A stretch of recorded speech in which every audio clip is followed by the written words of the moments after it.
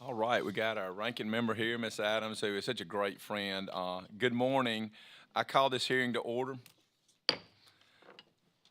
First of all, I just want to thank my ranking member who does such a great job on this subcommittee and the committee in full. And this is truly one of those committees that's left in Congress where I feel like we do a whole lot of bipartisan stuff. And I think that's important for America that we work together on issues that affect small businesses. So I'm very glad that she is here and the rest of our committee.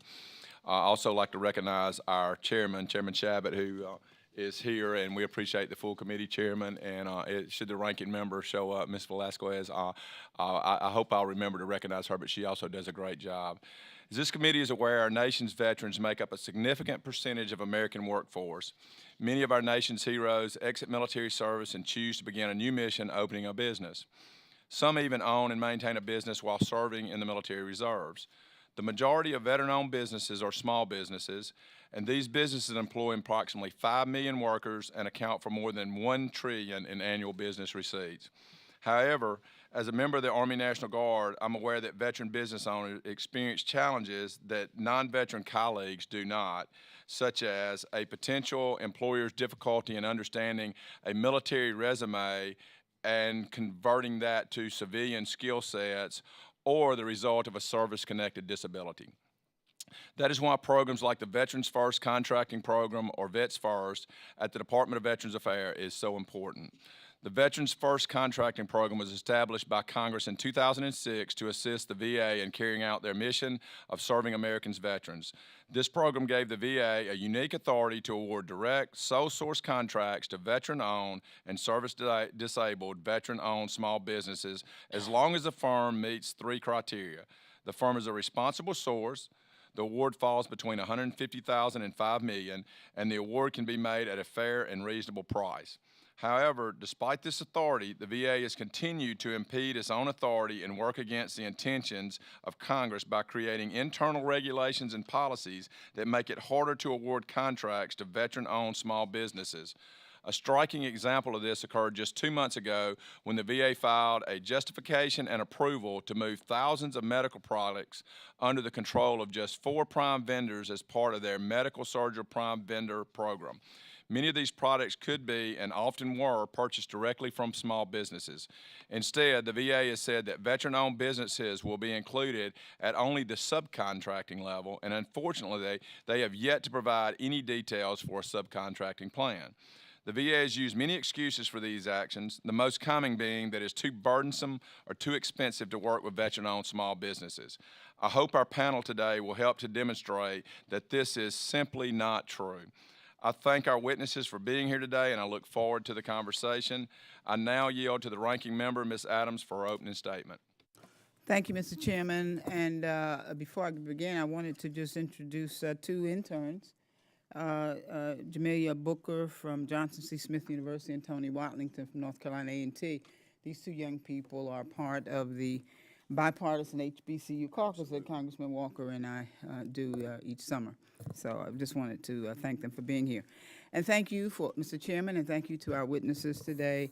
One of the most important tools that we have to provide courageous individuals who served our country with a new life after their military service is the contract preferences to ensure their participation in the federal marketplace. The service-disabled, veteran-owned small business procurement program dispersed almost $18 billion through over 17,000 contracts in FY 2017.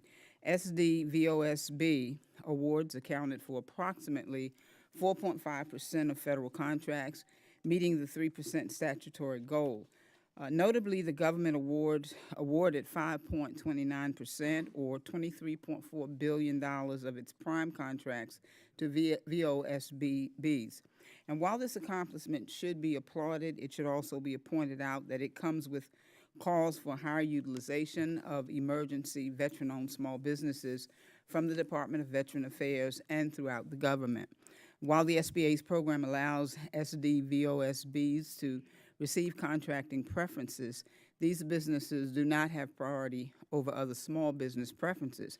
However, recognizing the importance of getting contracts to not only SDVOSBs, but VOSBs as a whole, Congress passed the Veterans Benefits, Healthcare, and Information Technology Act.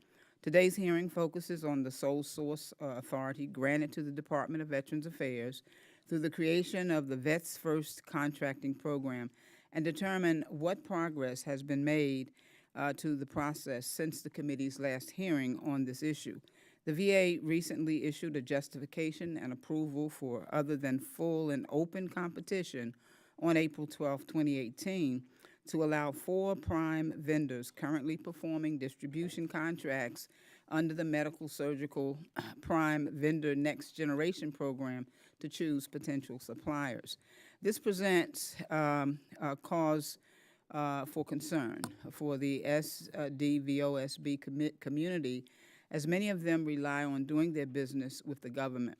This particular approach from the VA shrinks the industrial base by limiting opportunities and possibly circumvents their Vets First sole source authority, cutting out many small veteran-owned businesses. The VA says they plan to negotiate subcontracting plans with the prime vendors to include as many small businesses as possible. But this is also concerning, given the government's overall lackluster enforcement of subcontracting plans. Previously, the GAO has found that non-SDV firms have won SDV contracts. This included front companies posing as veterans, pass-throughs, and outright fraud. As a result, millions of dollars were diverted away from legitimate SDV businesses.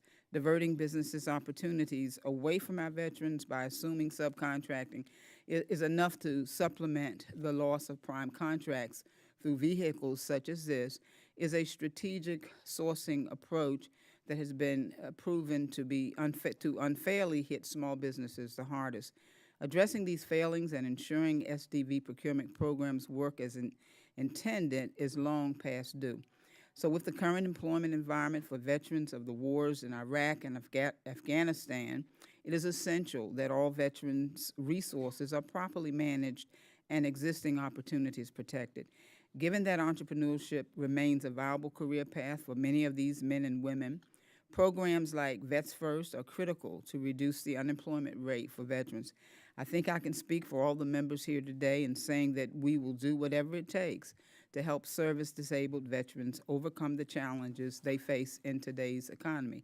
And with that, I want to thank the witnesses again for appearing before our subcommittee today. And Mr. Chairman, I yield back. Thank you again to our ranking member. If committee members have opening statement prepared, I ask that they be submitted for the record. I'd like to take a moment to explain the timing lights for you. You each have 5 minutes to deliver your testimony. The light will start out as green. When you have 1 minute remaining, it will turn to yellow. And finally, at the end of your 5 minutes, it will turn to red. I ask that you try to adhere as close to possible. Don't make me bang on this gavel, okay? No. And now I'd like to introduce our panel of witnesses. Our first witness is Scott Denniston, Executive Officer of Natural Veterans Small Business Coalition in Centreville, Virginia. He is also the President and Chief Executive Officer of the Scott Group of Virginia, LLC. Prior to those roles, he directed the Office of Small Business Programs and the Center for Veterans Enterprise at the Department of Veterans Affairs. Mr. Denniston also served our country in the Army. Thank you for your service and for testifying today. Our next witness will be Bob Taylor, the founder, owner, and CEO at Alliant Healthcare Products in Grand Rapids, Michigan. Mr. Taylor served in the United States Air Force Navigator for 17 years, and after leaving active duty, held multiple positions within the medical device industry for the past 26 years. Thank you for your service to our country and being here today. Our third witness is Ms. Cheryl Nilsson, Chief Executive Officer in First Nation Group, LLC in Niceville, Florida. First Nation Group is a service-disabled, veteran-owned small business, woman-owned small business, and a HUBZ-1 company. Ms. Nilsson is retired Air Force officer, and we thank you for your service and for testifying today. I now yield to the ranking member, Ms. Adams, to introduce our next witness. Thank you, Mr. Chairman. It is my pleasure to introduce Mr. Davey Leghorn, Assistant Director of the National Employment and Education Division for the American Legion, the largest veteran service organization in the country. In his current capacity, Mr. Leghorn oversees the employment and small business portfolios and administers the American Legion's National Veterans Hiring Initiative. Prior to joining the American Legion, he served in the United States Army as both a mortar infantryman and a civil affairs specialist. Welcome, Mr. Leghorn, and thank you for your service, sir. We'll now do 5-minute questions, and we'll try to adhere to. Thank you for your service, Mr. Leghorn, and I also just got to visit. I'm sorry. We'll start with Mr. Denniston. Sorry. Good afternoon, Chairman Kelly, Ranking Member Adams, and distinguished members of the subcommittee. On behalf of the over 400 members of the National Veterans Small Business Coalition, the largest nonprofit trade association representing veterans in the federal market, it's my pleasure to be here today. On the invitation for the testimony, the question that you had was Vets First, an examination of VA's resources for veteran-owned small businesses. I would suggest there are no resources. As the chart attached to my testimony illustrates, VA, through its internal small business goaling process, has in the last 8 years never raised its goal in spite of accomplishments which exceed those goals. The chart also shows a decline in accomplishments since the peak year of fiscal year 2010. So I submit that there's little commitment by senior leadership. I would also submit that Vets First and the Kingdomware Supreme Court decision have had absolutely no impact on VA procurements. As recently as last October at a congressional roundtable hosted by the chair and ranking member of the Subcommittee on Oversight and Investigations of the House Veterans Affairs Committee, senior VA leadership expressed their opinion that service-disabled vets add no value and cost VA more money. Also, the policies the VA has established limit the areas of opportunity for service-disabled vets. This was done by VA with no public comment or review and flies in the face of transparent government. Last August, the National Veterans Small Business Coalition published a paper identifying strategies used by VA to circumvent Vets First.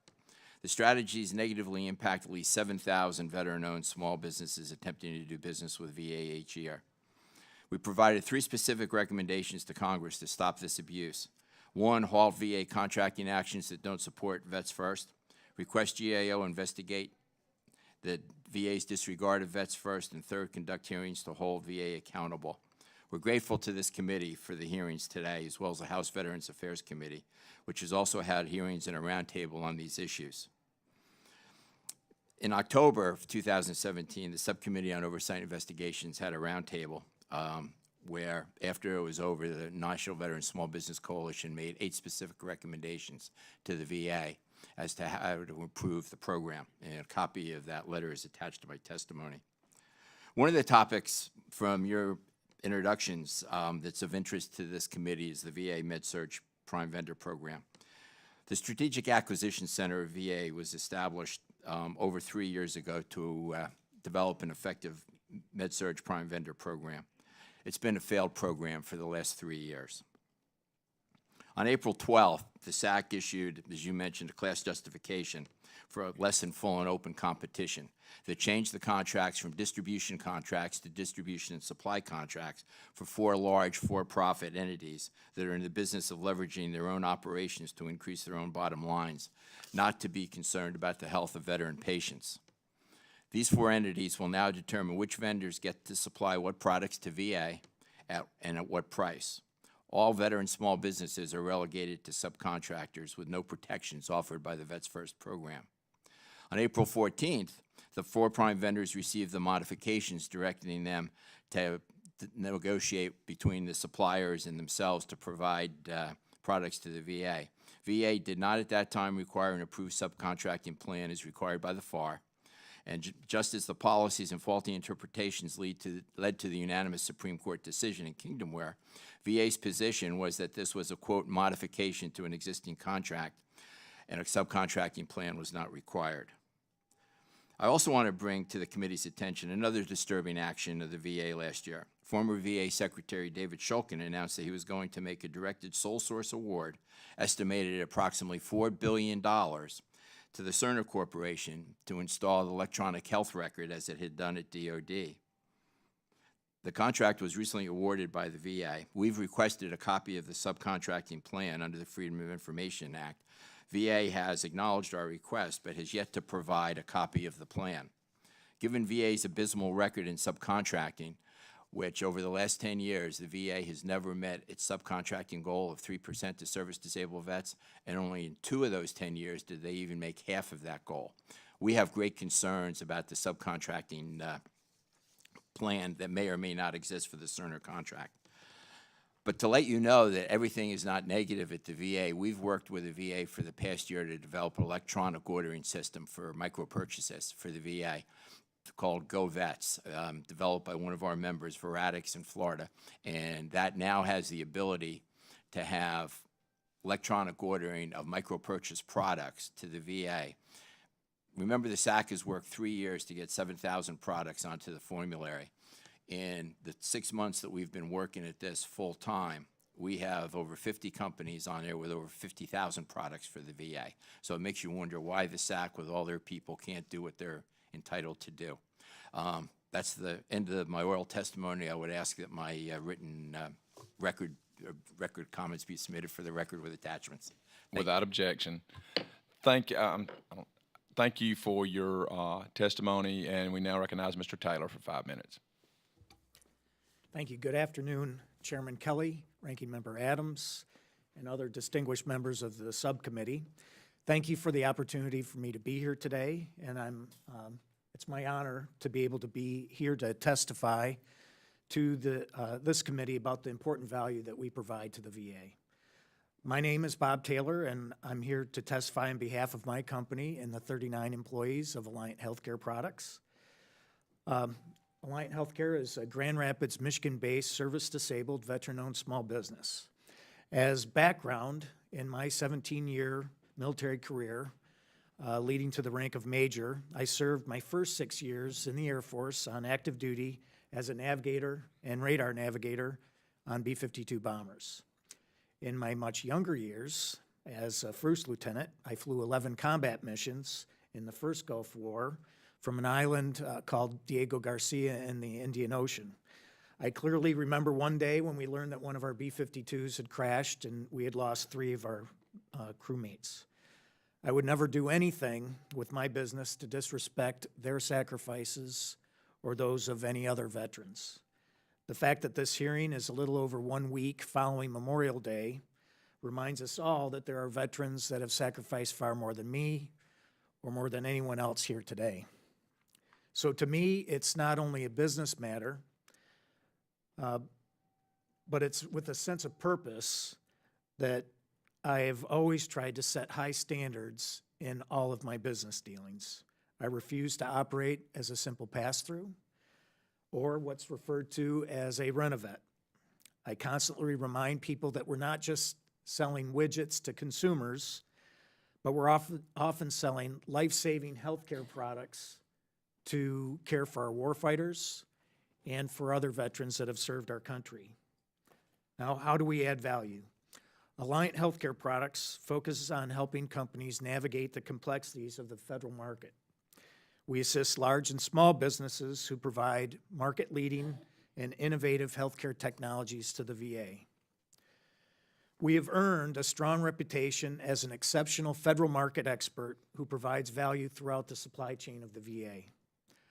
Our most important benefit to the government is that we do not increase our prices on the clear majority of the products that we sell to the VA. We allow the VA to negotiate their price, the fair and reasonable pricing, as though they were buying directly from the manufacturers themselves, and then we honor those prices. Manufacturers pay us for the services that we provide them, but the government does not pay us for any of our services. In words of one contracting officer, and I quote, "We love working with Alliant because you offer the same exact pricing and your team understands the government procurement process better than the manufacturers," unquote. Selling to the VA is quite different than selling to the commercial hospitals, and manufacturers' representatives are often ill-prepared to deal with the complexities of acquisition regulations. As a service, Alliant has our own area vice presidents who cover the United States. They provide support to make sure acquisition regulations are followed and help contracting officers get what they need in a timely manner. From another contracting officer, and again I quote, Alliant is able to attend in-person meetings with clinical representatives. Having someone in meetings that understands how to speak government language is incredibly beneficial, unquote. At Alliant, we're also very creative problem solvers. For example, a VA wanted to receive high-value endoscopes kitted together because if they receive them separately, they can often not find each other once they're inside the hospital. And this can cause reordering of very expensive, high-priced components. In this case, the large manufacturer was unable to provide these kits due to their internal policies. Well, we purchased the same components and placed them together at our manufacturing site in a single package and delivered to the VA exactly what they wanted. In conclusion, Alliant does provide value to the VA, to their contracting officers, and to the patients who are treated by the best technology available. My question to this committee and to the VA itself is this: what is the possible downside to working with SDVOSBs if the hospitals receive what they need in a faster manner, with a more efficient process, with cost-effective creative solutions, more accurate transactions, and delivered with better outcomes? And that is exactly Alliant Healthcare's mission. This concludes my testimony. Thank you very much for the time. Thank you for your testimony, Mr. Taylor, and Ms. Nelson's recognized for 5 minutes. Chairman Kelly, distinguished members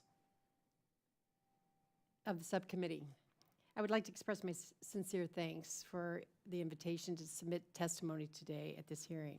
I'm honored to be here. My name is Cheryl Nelson, and I am the CEO of First Nation Group. I served on active duty as an Air Force judge advocate for 23 years, specializing in government procurement, and retired in the rank of colonel. First Nation is a service-disabled, veteran-owned, hub-zone, woman-owned small business. We employ 100 people, 100 employees, and 40% live in a hub zone, or from the hub zone, and 14% veterans. We distribute respiratory products to VA hospitals nationwide to hundreds of thousands of veterans each year. We ship over 1,700 orders a day. 99% of those orders ship within 24 hours. We maintain a huge inventory with over 4,000 SKUs at 3 strategically located warehouses, including one at our hub zone location in Detroit. This enables us to quickly meet urgent and emergency VA needs. What value does an SDVOSB like First Nation bring to the VA? There are many. One, experience. For over 30 years, we have specialized in serving in the federal market. We're laser focused on the VA. 99% of our business is with the VA. We are the VA's corporate knowledge for anything related to sleep therapy.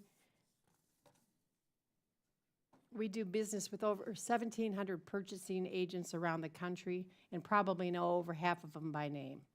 We're a one-stop shop. We carry large inventories with full range of sleep products from all major manufacturers. We provide customized multi-vendor patient solutions. One order could include products from 3 or 4 manufacturers, significantly streamlining the VA ordering process. First Nation does what most large vendors can't or won't do. We sweat the small stuff.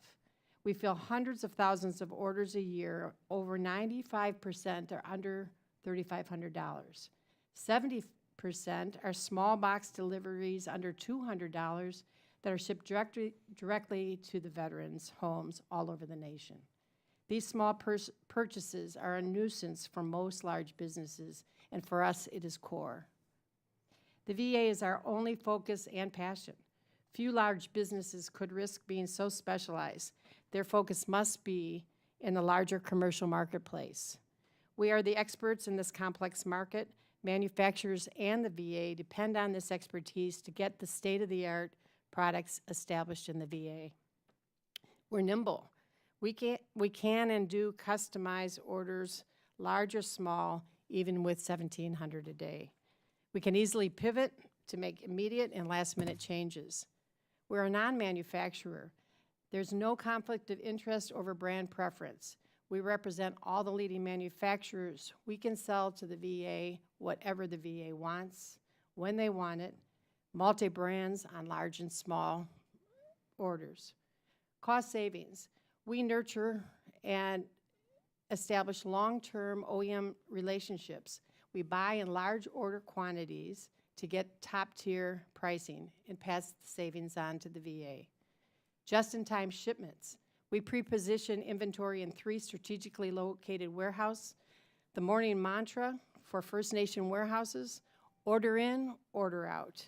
99% of the time, they make it. Orders are shipped and invoiced in 2 days. First Nations success as a VA supplier has afforded us the opportunity and privilege to give back to the communities.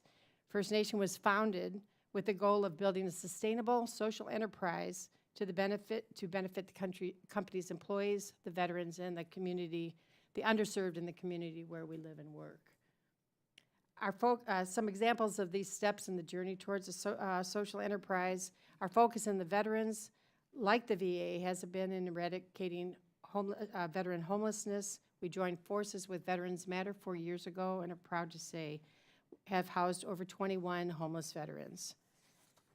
We expanded our focus this year to support Paralyzed Veterans of America at our premier sponsor with UPS for the 2018 Veteran Wheelchair Games. In employee charitable giving to encourage and empower employees to embrace the First Nation giving culture, First Nation matches their charitable contributions 10-1. In closing, small companies like ours feel very much at risk. The combination of the abandonment of the FSS, the focus on working only with manufacturers and large businesses, the distrust of VOSBs, and an apparent unwillingness to embrace Vets First, and strategies to significantly limit prime contractors threatens veterans-owned businesses like First Nation and presents huge barriers of entry for any veteran who wants to do business with the VA. We need Congress's continued support of small business and the Vets First program and assistance in overcoming the challenges we are facing today. Thank you again for the opportunity to testify. I'm happy to answer any questions one time. Thank you, Colonel, for your testimony, and I now recognize Mr. Leghorn for 5 minutes. Chairman Kelly, Ranking Member Adams, and distinguished members of the subcommittee, on behalf of our National Commander Denise Rohan and the 2 million members of the American Legion, we thank you for the opportunity to testify this afternoon. This issue is of the utmost importance to the American Legion because how VA buys medical supplies directly affects the care of the most vulnerable segment of our population, veteran patients. Public Law 10650 made all federal agencies stakeholders in supporting the veteran small business industrial base. Subsequently, Public Law 109461 gave VA the authority to set higher agency small business goals for veterans. Included was a provision requiring VA to set aside contract for veteran-owned firms as long as the Rule of Two was satisfied. A new procurement hierarchy within VA was created. It is referred to as the Vets First contracting program. Later, the Supreme Court would fine-tune the Vets First contracting policy within VA with a Kingdomware decision in 2016. In 2018, VA launched the MSPV Next Generation, an IDIQ contracting program which effectively removes 40% of the medical supply spend from the Rule of Two, utilizing only 4 prime vendors as suppliers and distributors. The master list of items, prices, and suppliers purchased through the MSPV Next Generation is referred to as the formulary. The formulary is created by running a procurement-like process to discover businesses who can meet the standard and offer the best prices. VA needs over 80,000 items to support all of the medical centers. The 7,800 items currently on the list is not enough to satisfy the demand, and VA's solution is to grant a 2-year period where prime vendors will determine what supplies VA medical centers need, a drastic departure from the current clinician-driven process. The American Legion believes that VA is the most qualified to deliver healthcare services to veterans and we want them to step up to their responsibilities. The intimation that adherence to the Vets First procurement priorities could potentially cause catastrophic disruption to the healthcare supply chain is markedly false. The American Legion supports the Kingdomware decision and opposes any attempt to subvert the application of the Rule of Two at VA. In 2016, the American Legion passed Resolution 154, advocating for a reasonable number of federal set-asides for veteran-owned firms.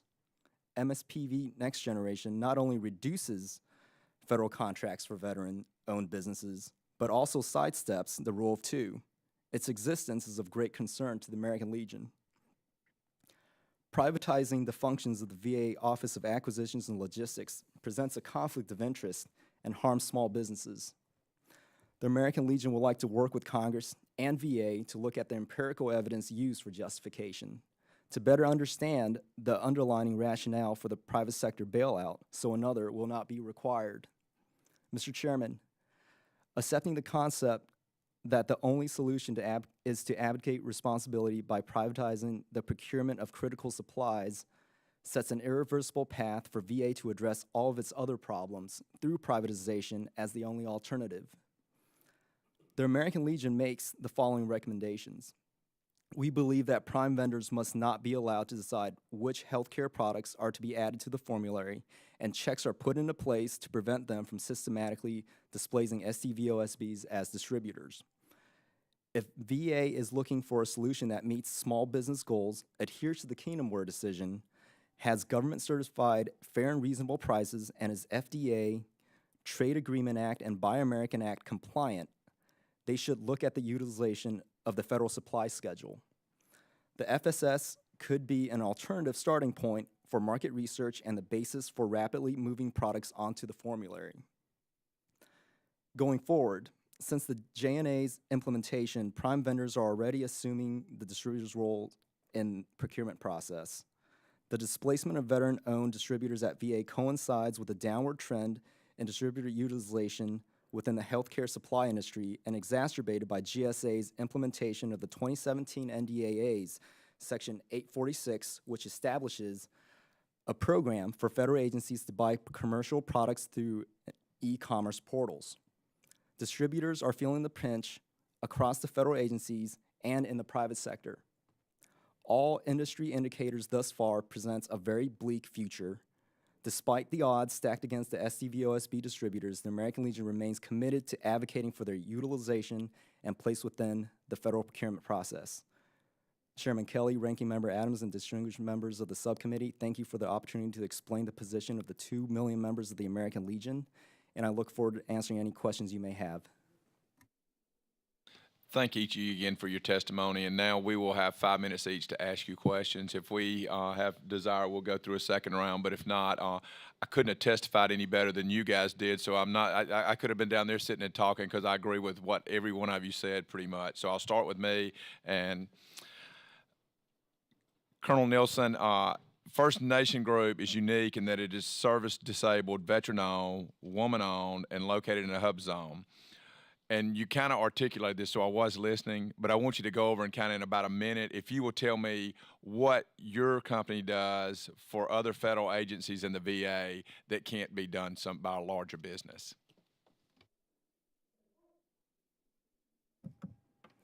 Primarily, we fit in a niche where we, for lack of a better word, kind of take the crumbs. We do what the other companies really don't want to do, and that's dealing directly with the veterans, directly with those purchasing agents, and we get what they want, when they want it, ship it out fast.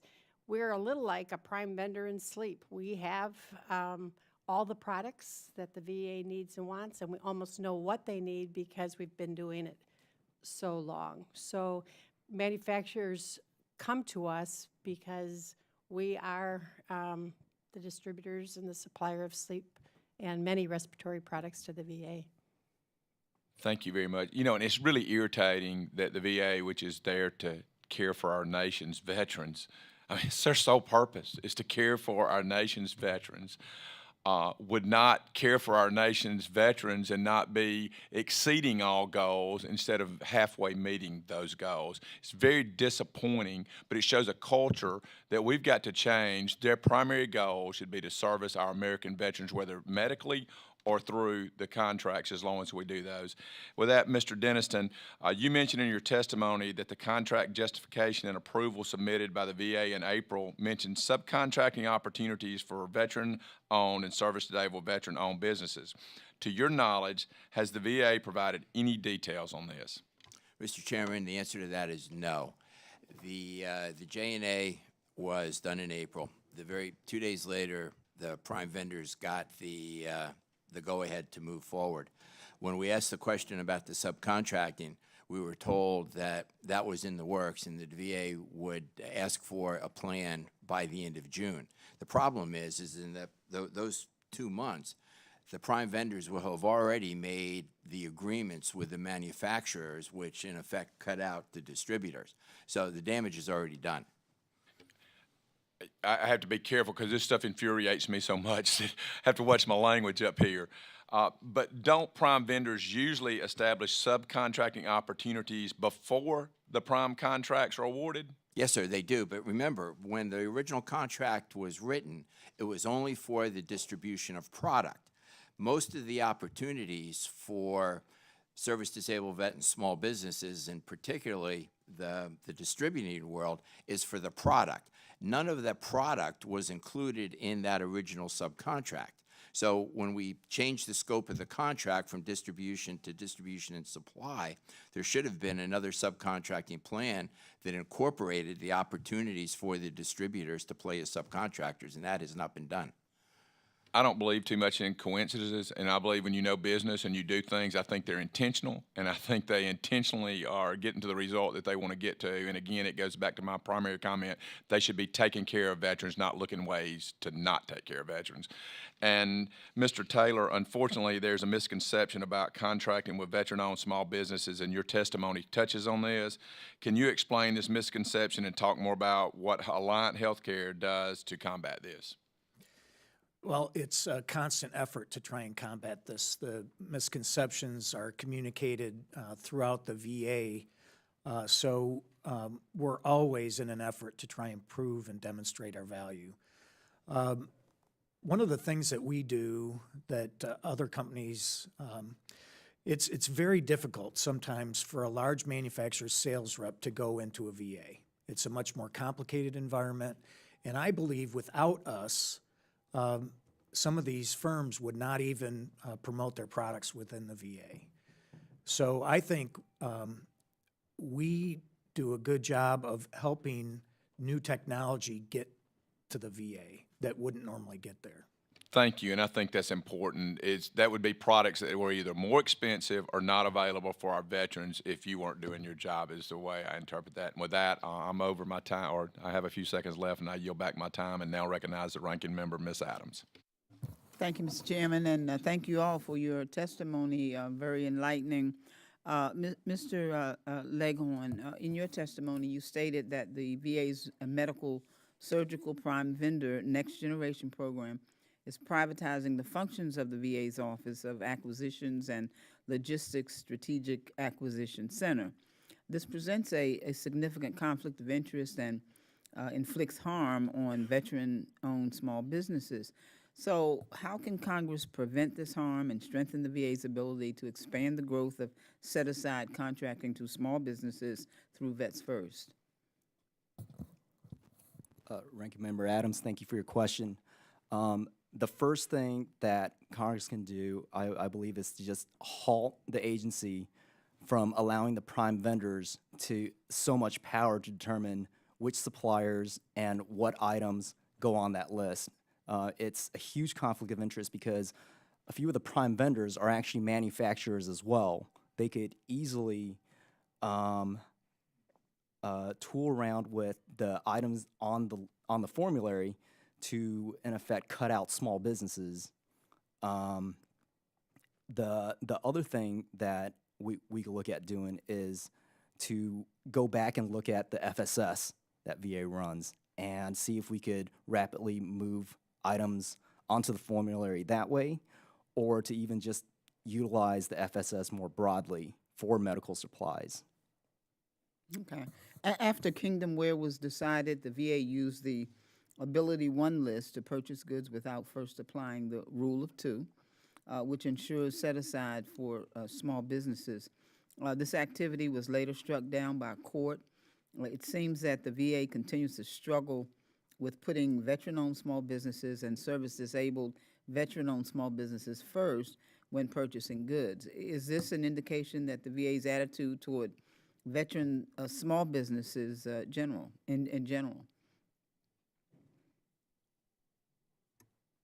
That, the Ability One issue is really tricky. We're dealing with conflicting authorities. The American Legion believes that the Supreme Court has the Kingdom Ware decision right in the black letter reading of the law. And the fact that VA continues to employ workarounds around the Rule of Two and is really bothersome. And as the chairman said, it doesn't make any sense that an agency that whose goal is to help the veterans community would purposely try to tank and bypass the Rule of Two within the Vets First program. Thank you. Mr. Denniston, are there possible unintended consequences for small businesses to the VA's MSPV-NG that have not been considered in their approach to this procurement that Congress should act on? I think the answer to that question is fairly broad. Let me just make a comment. We've been talking about the VA. The VA is 350,000 employees, most of whom want to do the right thing. And the people in the field that actually buy the products that we're talking about, I truly believe want to do the right thing. The challenge is that the impediments have been put in their way because of poor policy, poor training, and poor oversight. And that's my personal opinion is that's how we need to fix these problems. To your point, historically, VA has done a terrible job of managing subcontracting program. That's evident over the last 10 years. And VA has given us no assurances that anything is going to change now with the new MSPV program. In fact, in December last year, when we were all in in St. Louis for the National VA Small Business Conference, when we asked the question of why should we feel you're going to do anything different? And the answer from the senior VA leadership was, you got to trust us. Well, you can't trust people after 10 years of evidence to the contrary. Okay. Thank you, sir. Mr. Chairman, I'm going to yield back. Thank the ranking member again, and I now yield to Mr. Blum, the chairman of Subcommittee on Agriculture, Energy, and Trade, for 5 minutes. Thank you, Chairman Kelly. Thank you to our panelists for being here today, and thank you for your service to our great nation. Mr. Denniston, is that correct? Denniston, yes. Denniston. The chart that accompanied your testimony is interesting. It's flatlined for the last 8 years. Why do you think it's flatlined? I think it shows a lack of commitment to the Vets First program. I think it shows a lack At what level? at the senior level of the VA. If during the administration of Bush 43, when none of the government was making the goals, there was an executive order 13360 that said that all federal agencies had to have a strategic plan, and that strategic plan had to be measured by a senior VA official. And the time that I was there during the Bush administration, it was the Deputy Secretary of VA.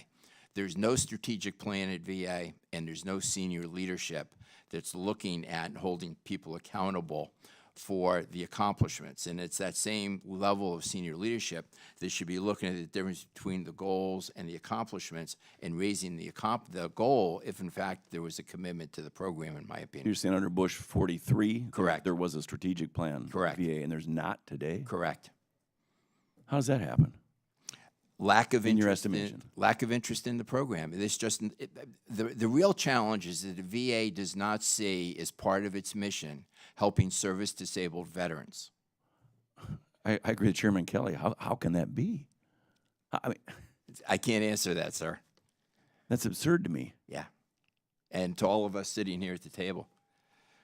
You also, wow, amazing. You stated in your testimony that the National Acquisition Center ran a successful MSPV program, but after the leadership was transferred to SAC, they failed. What happened there? Why do you think that's true? The big difference was when the program was at the National Acquisition Centers, Mr. Leghorn mentioned in his testimony, the federal supply schedules were the basis for the formulary that was used for the MedSurg program.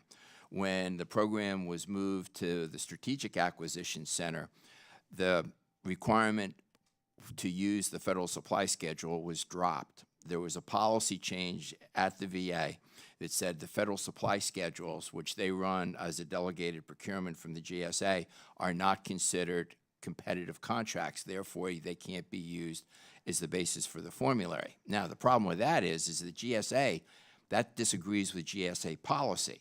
And that issue has been brought up to VA by numerous organizations in Washington that represent large business as well as small business. And every one of us says to the VA, if you want to fix the problem, go back and use the federal supply schedules as your basis. VA won't do that. I'm a career business guy, not a career politician. I look at the VA and our veterans, our national treasures. What would you say the VA? This is a question for everyone. There is mismanaged. Yes, Is sir. VA mismanaged? Yes, sir. In the procurement acquisition arena, yes. How about the rest of it? I can't speak to that. That gets a little bit broader than what I focus on with the National Veteran Small Business Sure seems to Coalition. be that way to me. Yep, From what I hear. I can't argue with you. And is this a problem at the very top, or is this a mid-level management problem? Where is this mismanagement? I mean, is there accountability? I find it incredible. Is there accountability there? Why aren't heads rolling? Why aren't people terminated? Is this middle management? Is this upper management? Where is this problem at? You hit it the nail on the head. It's with senior leadership, because as we learn in the military, everything starts from the top and comes down. And there's been such turnover at VA. The other problem is that acquisition is a technical field. It's got the federal acquisition regulations that are this high, its own language. The people that come in that are the secretaries and the deputy secretaries don't really understand that, so they rely on the technical experts that VA has hired, and there's a lot of problems there because it's those people who are making the statements that working with service-disabled vets is administratively burdensome and costs VA money. Anybody else want to jump in on either of those questions? Why have we flatlined and or the VA, is it mismanaged?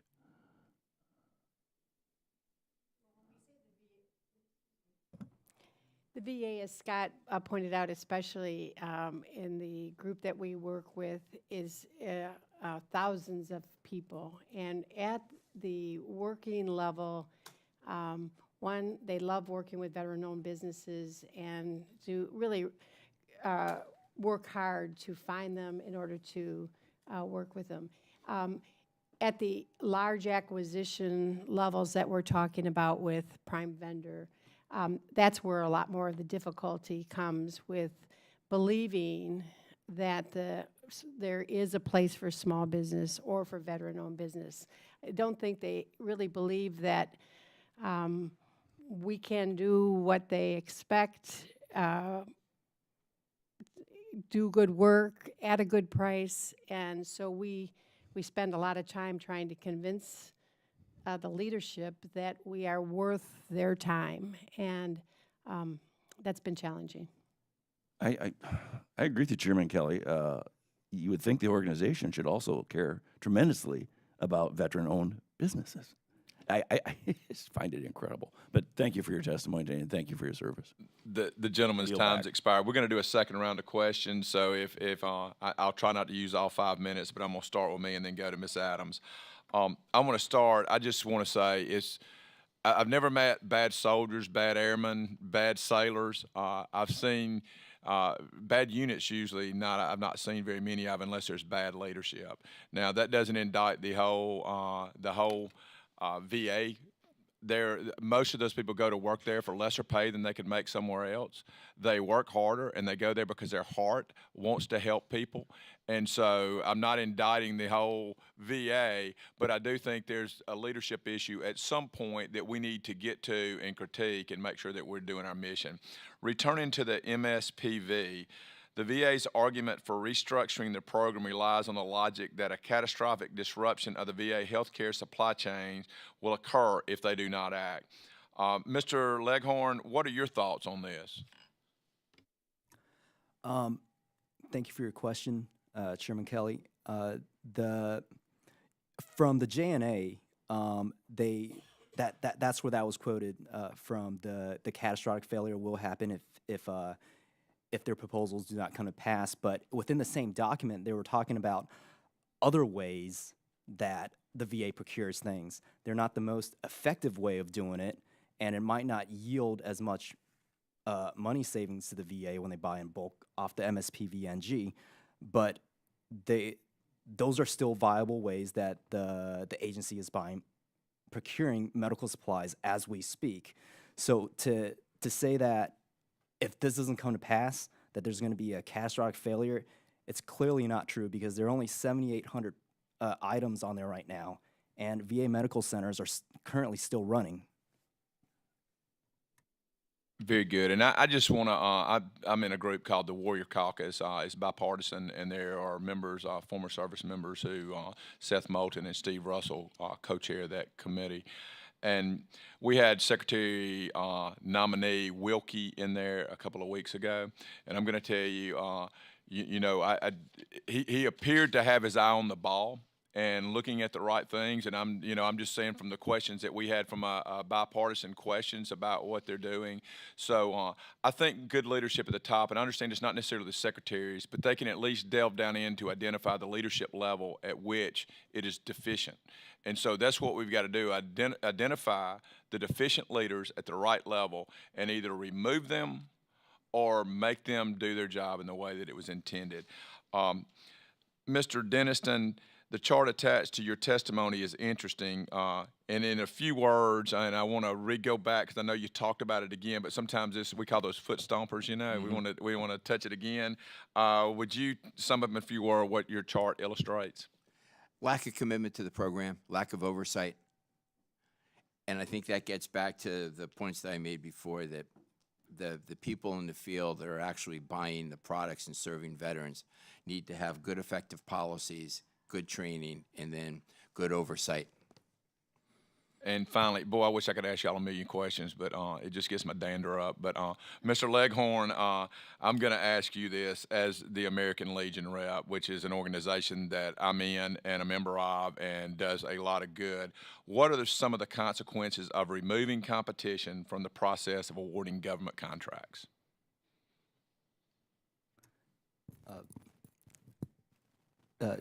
Or what is it removing the veterans-owned small businesses, removing them from the competition? What are some of the consequences of doing that? Thank you for your question, Chairman Kelly. The impact that we run into is, a lot of the distributors that currently sell to the VA and the MSPV program, or would sell medical supplies to the VA, are already on the GSA schedule. Their schedule holders, and the abandoning of the GSA Advantage, the FSS, would displace a lot of veteran-owned small businesses and preclude them from contracting directly with the VA as prime contractors. I wish I had the numbers of people that would be affected for you to see, but perhaps Scott knows what that number is. More than the numbers, to answer your question, sir, the impact would be poor patient care. I think Bob and Cheryl have done a great job of explaining the hands-on service that they provide. We have another one of our members, Mid-Cities Medical, who does home respiratory care for veterans, where they'll go into a veteran's home, they determine what's the best products that they have They bring the products in, they set them up, they train the veteran on how to use them, they provide all the services necessary for warranty, repair, and maintenance. Those are the kinds of services, hands-on in the local community, that small businesses provide that you're not going to get from 4 large prime vendors. Thank you very much. My time's expired, and I now recognize the ranking member. Thank you, Mr. Chairman, and I agree with you. Perhaps need to move some folks. Let me ask Mr. Leghorn, just to follow up a bit. What should Congress do to make it clear that we do not accept the justification of unnecessary consolidation of contracts at the expense of the industrial base outside of what is already included in statute? Thank you for your question, ma'am. I think going back to our recommendations, we have to stop VA from consolidating the prime vendors. Today, they have 4 identified prime vendors. A lot of us believe that their end game is to, frankly, end up with 1 because it's a procurement shortcut, and dealing with 1 prime vendor is a lot simpler than dealing with 4 prime vendors or a whole bunch of distributors.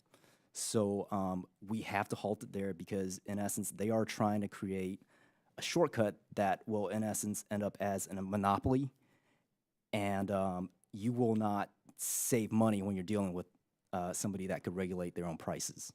Yeah, okay. Mr. Taylor, what are some ways that we can incentivize agencies to use the contracting programs that require service-disabled, veteran-owned small businesses and veteran-owned small businesses to be hired outside of the goals? Thank you for the question, ma'am.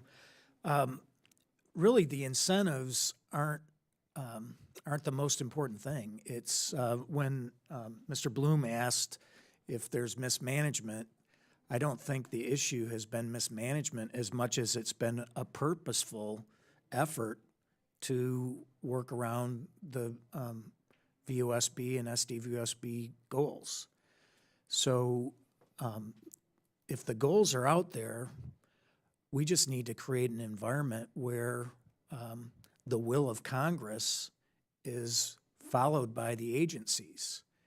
And like Cheryl provided earlier in her testimony, I think most of the rank and file, the people, the acquisition officers, contracting officers want to deal with SDVOSBs and VOSBs.